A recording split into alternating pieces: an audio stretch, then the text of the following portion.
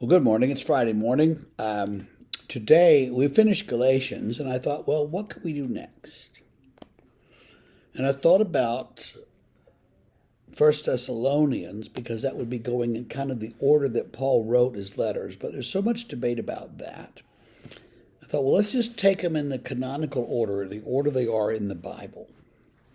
Now, there's some things we need to know before we jump into another letter. So I'm going to take a moment today and talk about Paul's letters in history, maybe. Let's put it that way. Paul wrote the letter to the churches in Galatia, which is a huge region. Then he wrote a letter, to other places, but he wrote a letter to the church at Ephesus, which was, in some ways, a home base for him when he was in Turkey. And that church, that letter, does not have some of the characteristics of some of his other letters. Paul tends to start a letter off with a long prayer and then write the content and then at the end a lot of greetings and things and greet so and so, and I remember that so and so was there, and I think about so and so, and he'd put all these greetings in at the end. And if you look at the end of most of Paul's letters, you'll find that you don't have that in Ephesians. Why not? Well, some people have said, well, the Ephesian letter was meant more as a circular letter for the churches in Ephesus and the surrounding communities. And so those things were either not put on there originally or dropped out in the copies. Now, this is the next important piece of this. There were no Xerox machines in the ancient world. There were no printing presses. The ancient world, if you wanted a copy of a book, somebody had to copy the book. Now, you take any book, and sit down and try to handwrite a copy. And if you make it through a page or two, good for you, because you'll be exhausted and you'll say, this is nuts. I'm not doing this. But that's the only way that you could do it in the ancient world. And so when the church at Ephesus had this letter, the church at Laodicea, say, down the road, we know there was a letter to Laodicea. We just don't know what letter it is, and we don't have a copy of it. But that church would, they would exchange scribes.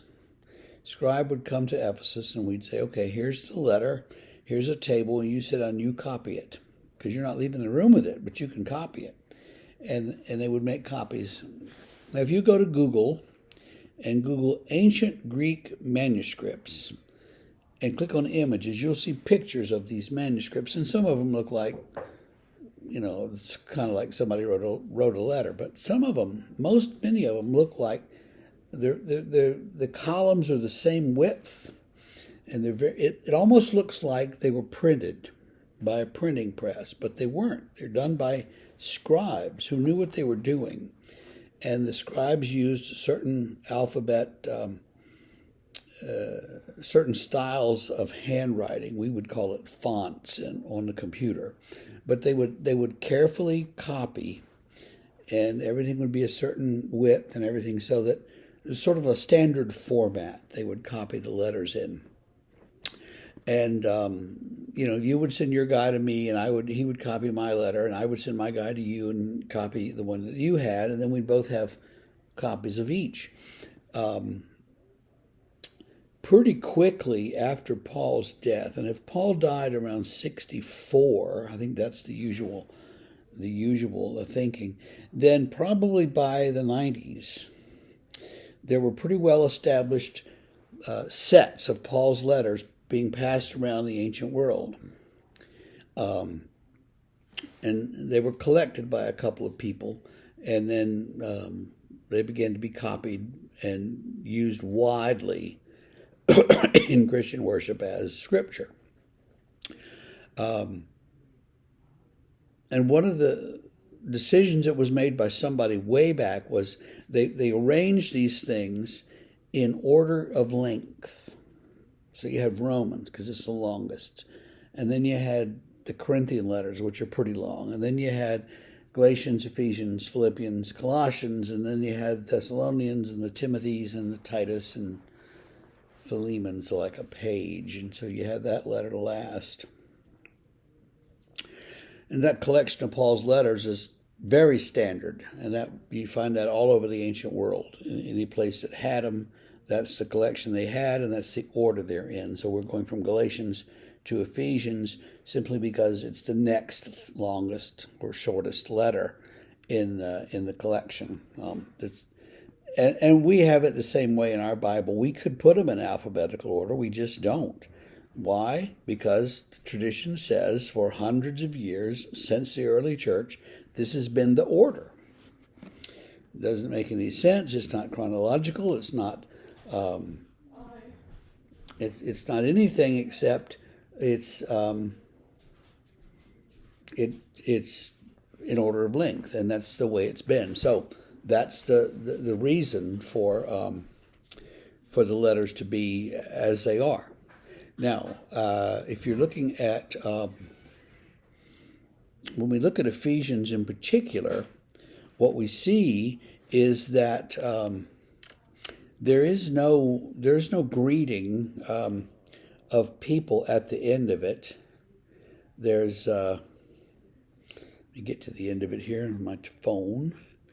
Isn't it great that you can have the whole Bible on your phone and just read it? That is, and it's free.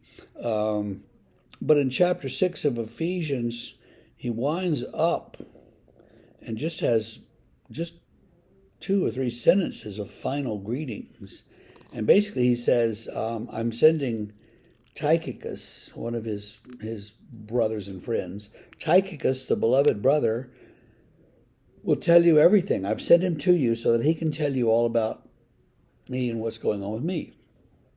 And that's all you get. You don't get, greet all these people, which you do get, say, at the end of Romans or Corinthians.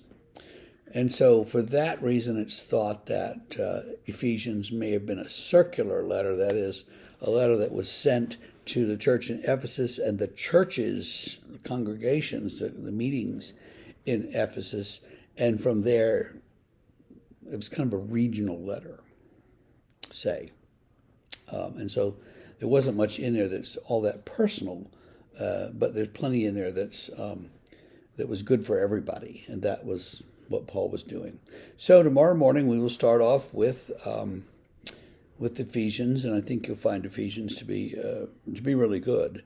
It's different from Galatians completely, but it's a good thing. And as we go through these letters, you'll see the differences in them, and there are pretty significant differences and some common threads that run through all the letters.